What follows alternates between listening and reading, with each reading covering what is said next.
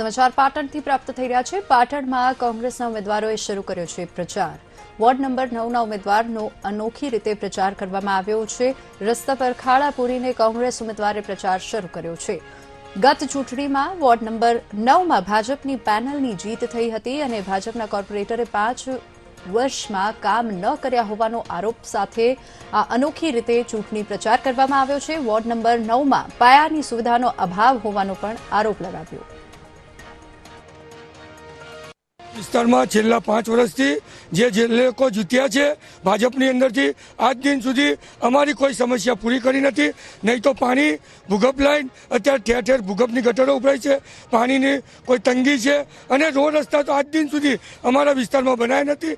જે વખતે અમે બનાવ્યા એને પણ એ લોકોએ ભૂસી નાખ્યા છે અને આજે અમે જે ખાડા છે, જે અમારી કોશિશ, અમારા જે 4 સભ્યો છે, કોર્પોરેટરશ્રીઓ ને અમે જે ચૂંટણી લડીએ છીએ તે લોકો અમે એવું નક્કી કર્યું છે કે અમારા વિસ્તારમાં જે ખાડા છે તેને પૂરીશું અને આવતીકાલે પણ અમે આ રીતે જ કામ કરીશું। સૌપ્રથમ તો અમે મહાદેવજીના આશીર્વાદ લઈને ચૂંટણી પ્રચારનો પ્રારંભ કરી દીધો છે। સૌપ્રથમ તો અમે અહીંયા જ્યાં ખાડા છે ત્યાં ખાડા પૂરીને અમે અમારી શરૂઆત કરી દીધી છે। પ્રજાલક્ષી જે બી કામો હોય એ અમારે પૂરા કરવાની અમે અપેક્ષા રાખીએ છીએ પૂરેપૂરી।